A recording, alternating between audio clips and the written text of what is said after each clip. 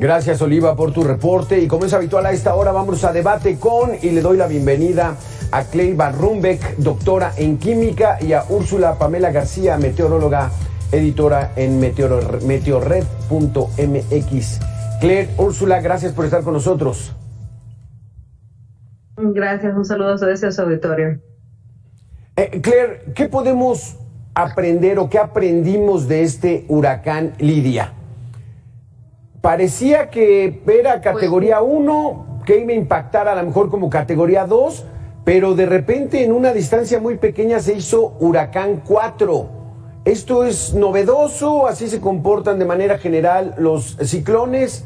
¿Qué sabemos, Claire?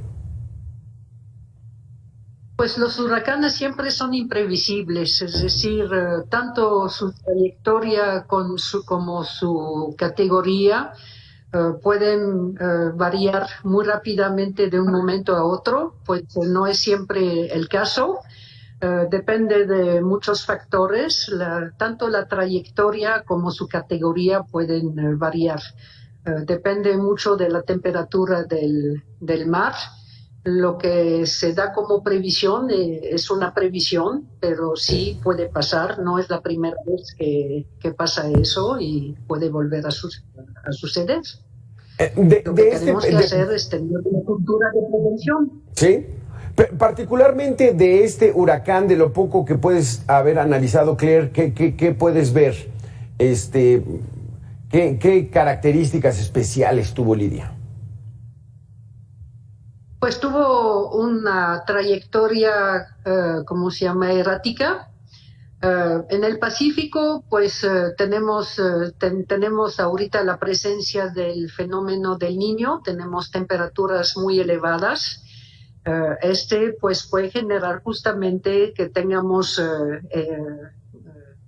ciclones o huracanes que tengan categorías elevadas. De hecho, este año hemos tenido 5 huracanes con categorías 3, 4 y 5, que son categorías elevadas. Es en parte por el efecto del Niño. No todos los años tenemos tantos ciclones con esas categorías.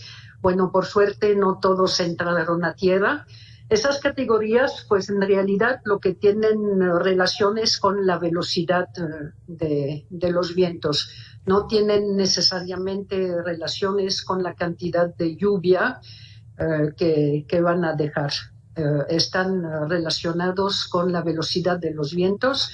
Uno de categoría 4 tiene vientos que van de 209 a 251 kilómetros por hora, que son vientos fuertes y de los cuales uno se tiene que prevenir, ¿verdad? Sí, exactamente. Úrsula, de acuerdo a tu análisis que has hecho con este huracán Lidia, ¿qué nos pudieras comentar? Pues bueno, fue un huracán que realmente los modelos no estaban resolviendo acertadamente, que se intensificara de esa forma tan rápida, y es claro y evidente que ya la cuenca del Pacífico, eso pues se externa, ¿no?, directamente a lo que es el Servicio Meteorológico Nacional, que urge empezar a invertir en estaciones meteorológicas para tener así una mayor certeza de lo que pueden resolver los modelos meteorológicos en cuanto a la trayectoria de estos sistemas y a la intensificación, ¿no?, para que se puedan considerar más variables. Realmente la densidad de datos que hay en esa región no es tan alta como la considerada en el Golfo de México o en el Atlántico, que bueno, en este caso es la NOAA o Estados Unidos quien tiene esa gama de datos tan alta. Pues bueno, no hay esa densidad de datos en territorio mexicano, y de ahí que bueno, ocurren estas situaciones, ¿no?, que ya tocando básicamente línea de costa es que se dictaminó que era categoría 4, y pues también comenzar a invertir en los vuelos cazahuracanes, que son una herramienta magnífica para determinar de manera mucho más específica si estos sistemas incrementan o no sus vientos, y también pues bueno, para analizar a mucho más largo plazo, pudiendo tener un pronóstico mucho más extendido de lo que puede ocurrir. Entonces es claro que hace falta ya una inversión en cuanto a datos meteorológicos para la costa del Pacífico. Sí, con ese tema regresamos contigo, Úrsula. Déjame preguntarle a Claire. Claire, nos contaban algunos turistas que fueron ahí a Bahía de Banderas en mayo, junio, y el mar estaba caliente, que muchos de ellos nunca habían visto eso. O sea, el calor en la playa, pues bueno, el sol te hace que entres a una temperatura alta. Se metía anteriormente al mar, estaba fresco, pero estaba caliente. ¿Esto qué significa, Claire? O sea, el calentamiento global pues, no solamente es cosa en serio, sino que ya debemos atender las causas. Claro que sí. Bueno, el calor, pues este año pues hubo varios, ¿cómo se llama?, razones. Bueno, primero tuvimos la presencia de anticiclones, o bueno, lo que se podría imaginar como una montaña de aire estacionario en toda la parte norte del país, que hizo pues que hubo un sobrecalentamiento pues de la tierra, pero al mismo tiempo pues el agua pues sí hubo este sobrecalentamiento pues debido al fenómeno del Niño. Pues también porque tenemos un calentamiento pues paulatino desde varios años debido al efecto de calentamiento global de la Tierra. Pues se debe pues en parte por las emisiones de gases de efectos de invernadero. Como dice su nombre, el efecto de invernadero, pues todo el mundo conoce lo que es un invernadero. Pues es una estructura de cristal en el cual cuando uno entra dentro de esa estructura, pues siente más calor adentro que afuera. Pues los gases pues hacen exactamente el mismo efecto. Son gases que están en la atmósfera, que dejan entrar la luz solar, pero que no permiten salir el calor que emite la Tierra. Entonces poco a poco la atmósfera se calienta, y entonces genera lo que se llama este efecto de invernadero, y poco a poco pues la Tierra va calentando. Pues pues se genera tanto a nivel de la atmósfera, pero también se genera a nivel del mar. Entonces retiene ese calor, y aunado al efecto del Niño, que también calienta las aguas, sobre todo en esa parte del Pacífico, pues generó ese calentamiento y este efecto, o esta sensación de mayor calor. Sí, exactamente. Vamos a tener que hacer una pequeña pausa, Claire, Úrsula. Regresamos tan solo en 2 minutos, pero nos quedamos con esos temas pendientes. ¿Cómo invertirle a la prevención de estos meteoros para que tengamos mucha mayor certeza? Y Claire, ¿qué significa que el mar esté caliente? ¿Cómo afecta, si es que afecta al ser humano? Regresamos en 2 minutos. Que vamos a estar muy al pendiente con este tema. Regresamos con el asunto del huracán Lidia, Claire, Úrsula. Úrsula, ¿México cuenta con aviones caza huracanes? ¿Tenemos infraestructura suficiente? ¿Seguimos aprendiendo de manera empírica?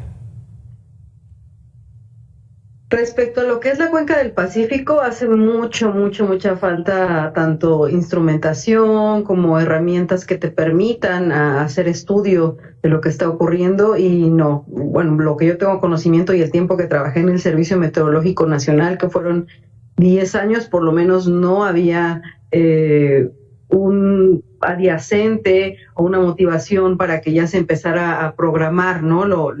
El proyecto de los vuelos cazahuracanes. Por ahí intentaron hacer un proyecto, incluso a mí me tocó sobrevolar Simón, pero ese fue la única prueba que hasta donde yo tuve conocimiento se hizo. Y pues bueno, eso sí hay que externar a las autoridades, es necesario, ya es urgente, ¿no? Y más con todos estos temas del cambio climático, del calentamiento de las aguas oceánicas, porque precisamente este 2023 ha registrado un número récord de olas de calor marinas, tanto en el Pacífico como en el Golfo de México, también al ser uno de los mares o océanos que también se están calentando de manera significativa. Entonces, al tener todo esto adyacentes, es evidente que hacen falta ya recursos de instrumentación meteorológica para precisamente poder analizar y prevenir con mucho mayor antelación y, pues, bueno, evitar como lo sucedido, ¿no? Estas pérdidas de vida que hasta ahora, pues bueno, solo han sido 2 personas y esperemos que el saldo sea únicamente ese,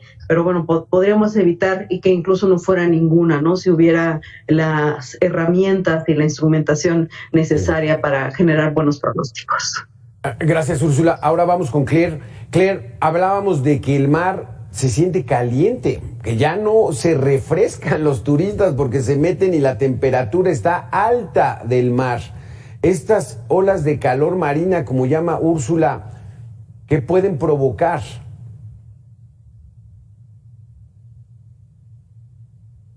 Bueno, vamos a tener que acostumbrarnos porque habrá poca posibilidad que vaya disminuyendo. El cambio climático y el calentamiento global, pues a mi opinión va a seguir. Va a ser muy difícil que regresemos.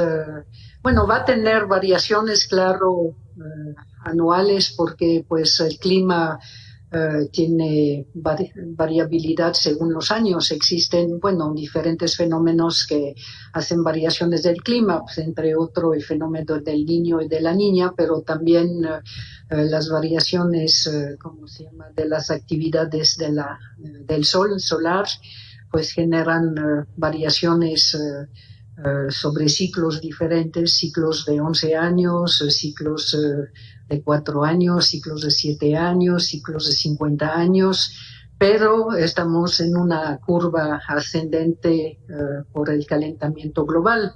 Es decir, a pesar de esas variaciones, poco a poco, pues hay mucha probabilidad, bueno, y yo creo casi certeza que va a ir calentando poco a poco el mar y pues se va a tener uno que acostumbrar. Que esté desagradable, puede ser que esté desagradable. No sé si va a generar un impacto sobre la salud humana, pues hay muchas zonas del planeta en el cual se vive en condiciones climáticas muy, muy diferentes, de frío o de calor. A mí me ha tocado vivir sobre el Ecuador durante muchos años y se vive en condiciones muy diferentes en las condiciones de México y se vive. ¿Qué condiciones son diferentes, Claire, del Ecuador para acá? ¿Cómo? ¿Qué condiciones son diferentes del Ecuador a lo que vivimos aquí en el Pacífico mexicano? Pues a mí me ha tocado vivir con temperaturas de 45 grados y 100% de humedad, y pues el ser humano vive. Me ha tocado vivir con temperaturas de casi 49 grados y sin humedad, y el ser humano vive. Lo que pasa es que se adapta uno al medio en el cual uno está, y cada población está adaptada o se adapta poco a poco. Tanto la población como la agricultura se adapta al medio en el cual uno está viviendo, y cuando hay cambios de clima, pues la realidad es que se tiene que adaptar y muchas veces es difícil esa adaptación. Sí, claro. ¿Qué situación? Úrsula, Pamela, entonces, ¿qué han detectado ustedes ahí en meteorred.mx con lo del calentamiento global? Hoy, bueno, en esta semana también pegó Lidia y pegó Max, que era una depresión tropical, tormenta tropical, pero al mismo tiempo y en una situación de extrema sequía. Se estaba viviendo mucha sequía en gran parte del territorio mexicano, y luego estos fenómenos pues no son suficientes, Úrsula. Pero ¿qué han visto ustedes en torno a este calentamiento global y los fenómenos, cómo están pegando de manera distinta en México?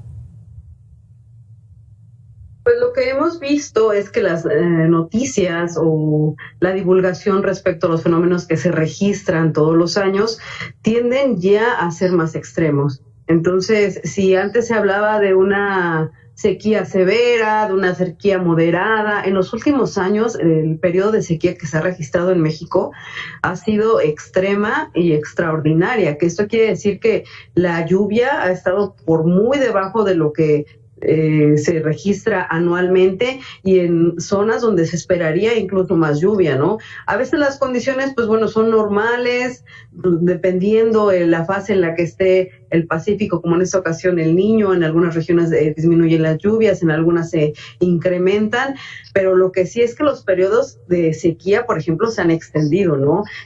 También el número de fenómenos locales, ¿no? Como la presencia de tornados. Antes, no sé, hace unos 10 años, por ejemplo, tendríamos a lo mejor llegar a que se registrara una tormenta de arena por año, ¿no? Ahora incluso llegan a presentarse 2, 3 tormentas de arena, y obviamente las afectaciones con este tipo de fenómenos extremos, como son las tormentas de arena, los tornados, los huracanes, las afectaciones ya son mucho más categóricas y mucho más grandes para los seres humanos, porque también la mancha urbana, pues bueno, ha crecido. Entonces, lo que hemos detectado básicamente es eso, ¿no? Una alza, un incremento de fenómenos tanto localizados como fenómenos globales, ¿no? Ya sea las oscilaciones también de las corrientes oceánicas, ¿no? También se están modificando. Recordemos que el planeta funciona como un sistema, es como nuestro cuerpo humano. Entonces, si sufre alteraciones, pues bueno, obviamente va a tener que defenderse, ¿no? ¿Y qué es lo que está pasando? Que ya los fenómenos meteorológicos, los fenómenos atmosféricos están siendo mucho más extremos. Tenemos sequías más extremas, frío extremo, porque también no solo se habla del calor. Recordemos que el cambio climático tiene varias vertientes. Muchas personas piensan que solo se habla del incremento de la temperatura, pero en realidad se va a extremos de todo, ¿no? Extremo en inundaciones, las inundaciones se están volviendo más severas, las sequías, el frío, pues todas estas eventualidades que suelen ser localizadas, las nevadas. Ha habido países que, bueno, que como fue ahorita en el hemisferio sur, que han estado registrando nevadas extraordinarias para hacer finales de invierno, ¿no? En esa región, o los países que ahorita en el hemisferio norte también hubo zonas donde sorpresivamente cayeron nevadas. Entonces es lo que hemos estado viendo con mayor incidencia, ¿no? Que los fenómenos localizados y los fenómenos a gran escala se han vuelto mucho más extremos y mucho más peligrosos para el ser humano, y también pues para la vida en general, para nuestra biosfera, ¿no? Para los animales, para la vegetación. Todo se está modificando de manera negativa y va aunado al cambio climático y efectivamente a las actividades antropogénicas, que bueno, son las que ejercemos como seres humanos. Y que cada vez tendremos menos calidad de vida, porque vamos a sufrir todo el poderío de la naturaleza que no cuidamos en su momento. Vamos a tener que hacer la tercera pausa y última para que regresemos con este debate de lo que está cambiando el planeta. Regresamos en 2 minutos.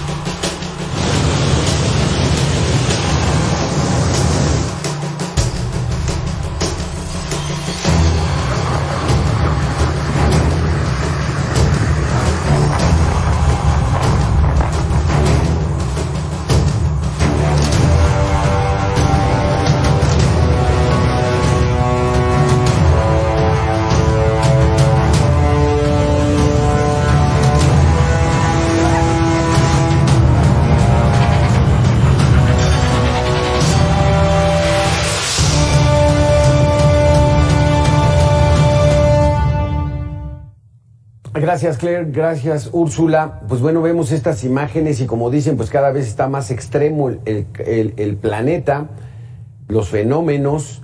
Claire, ¿hay la posibilidad de que el planeta puede irse enfriando? Si somos los seres humanos conscientes, dejamos de usar combustibles fósiles, ¿podría empezar a enfriarse otra vez? ¿O como la inflación, suben los precios y esos ya jamás bajan? ¿Bajará la temperatura del planeta? Bueno, de hecho, pues hay dos partes. Una parte está las variaciones naturales del clima. A lo largo de la historia del planeta, pues hubo variaciones muy fuertes. Hubo periodos en el cual el planeta estuvo mucho más caliente que actualmente. quizá pues no existíamos nosotros, y periodos en el cual estuvo mucho más fríos, como periodos de glaciaciones. Y sobre eso pues se superpone, nosotros estamos en realidad en un periodo frío del planeta, un poco frío con relación al promedio de la temperatura del planeta. Y sobre eso se superpone pues la actividad del hombre, bueno, que nosotros generamos. Cuando ya se empezó el periodo de la revolución industrial, pues se empezó a dar cuenta que uno emite justamente esos gases de efectos de invernadero, pero en realidad no es solamente eso, es una parte chiquita, la parte industrial, pues quizá emite quizá una cuarta parte, pero tenemos muchas otras gases. Por ejemplo, tenemos la parte pues de la agricultura, el cultivo del arroz, tenemos la parte de transporte, tenemos la parte del ganado, y pues el total de eso pues son muchos gases, no es solamente la parte industrial. Entonces el problema de eso es pues que se hizo unas reuniones y se definió que como buenas intenciones vamos a disminuir los gases de invernadero. Pero solamente pues los países que se comprometieron, es una pequeña parte de los países. Los países importantes como Estados Unidos y como China, como la India, pues no se comprometieron, y tampoco están obligados los países que están en desarrollo. Entonces, en realidad, en los últimos 30 o 40 años, la población del planeta pues ha aumentado, es decir, la cantidad de energía que estamos consumiendo pues por persona, aunque ha disminuido las emisiones por cantidad de energía, pues la cantidad de energía ha aumentado mucho, y pues aunque uno ha disminuido los que se han comprometido, vamos a decir, en un 7%, pues por otro lado se ha aumentado la emisión en un 50%. Es decir, son buenas intenciones. Al final, pues veo muy difícil que la gente que están en desarrollo dicen, bueno, no vamos a hacer lo que otros hacen, no nos vamos a desarrollar, no vamos a consumir, vamos a regresar a un punto. Podemos disminuir el consumo, pero por ejemplo disminuimos el consumo de energía eléctrica, pero metemos 10 luces en lugar de una, etcétera. Hay una manera de vivir que es muy difícil que la gente regrese a vivir como vivían antes. Entonces yo lo veo como muy complejo, muy difícil a nivel planetario.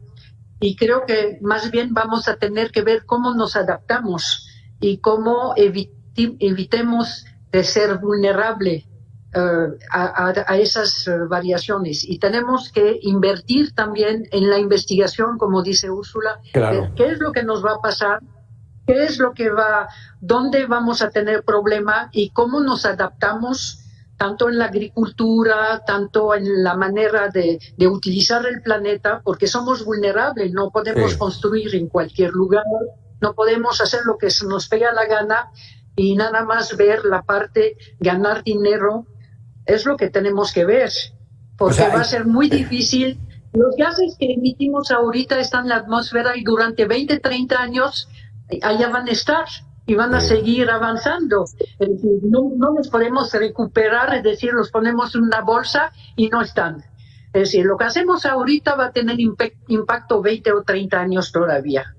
Y va a ser muy complicado. Yo siento que es muy difícil la situación y creo que lo mejor es investigar, trabajar en ver qué es lo que va a pasar, adaptarnos y meter dinero para evitar las consecuencias y no ser vulnerables. Exactamente. Ese dinero que acaparan unos cuantos, pues mejor van a tener que invertirlo, Úrsula, porque es necesario. La temporada de huracanes ha tenido modificaciones, Úrsula, en el país, o sigue siendo de mayo a noviembre. ¿Cómo ves? Va a seguir siendo de mayo a noviembre. La diferencia aquí es que los huracanes ya son más intensos, ¿no? Porque dentro del promedio, digamos que se está comportando la temporada, a excepción de la que ocurrió en el 2017, que fue extraordinaria, pero bueno, esta se está comportando dentro de lo esperado, dentro de lo pronosticado, pero lo que sí está dejando, y como mencionó Claire hace un momento, es que los huracanes, por lo menos en el Pacífico, y obviamente por influencia del Niño, están siendo mucho más intensos.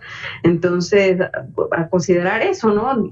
Va a ser el mismo número de eventos, de fenómenos, pero que estos se están registrando más extremos, más intensos, y que están evidentemente causando mucho más daño. Entonces, sí, es ir de la mano y hacer conciencia tanto de manera individual y tratar de exigirle a nuestros gobiernos que ya aperturen la mente a esta adaptación climática, ¿no? A crear esta conciencia de que están haciendo caso omiso, básicamente. Es como mencionaba la doctora, o sea, los países del primer mundo, y me refiero a la parte económica, porque obviamente lo que están haciendo no está dejando ver que sean un país desarrollado, al contrario, al no presentarse en las reuniones que hubo para llegar a acuerdos de mejora climática, como lo fue Estados Unidos, India y China, al mostrarse renuentes al no participar, pues bueno, están dejando ver que son países que están yendo en retroceso, ¿no? Cuando se supone que son los países más adinerados para poder invertir en energías de sustentabilidad, en energía renovable, energías verdes, que ya sean cosas que, si bien no van a mejorar de inmediato o a corto plazo la situación climática que tenemos actualmente, pero bueno, sí van a poder permitir que al menos nuestros hijos y los hijos de nuestros hijos, pues bueno, tengan un futuro más prometedor, porque al ritmo que vamos, pues bueno, tenemos el riesgo de, si no va a ser a lo mejor en los próximos 50 años, pero bueno, los recursos se van disminuyendo y vamos a tener que vivir al límite, ¿no? Vamos a pasar de ser países llenos de alimentos, de poder vivir bien, a vivir con muchísimas limitantes, y bueno, pues eso permea mucho, ¿no? Tanto en la salud, lo que decía hace rato, en la salud personal como en la salud de la biosfera en sí. ¿Cómo va a ser el mundo en 200 años? En 400 años, en 600 años, que no es mucho, no es mucho. La Edad Media duró 1000 años, así que ahí debemos atenernos. Gracias, se nos acaba el tiempo. Claire Van Rombeek, doctora en química. Úrsula Pamela García, meteoróloga, editora en meteorred.mx. Muy interesantes sus conceptos, a abrir los ojos, y las autoridades que no anden haciendo ahí campañitas, pues mejor preocúpense por el planeta, porque ahí sí todos salimos afectados. Gracias a las dos por estar aquí en Mega Noticias. Nosotros vamos a hacer una pequeña pausa y regresamos en 2 minutos.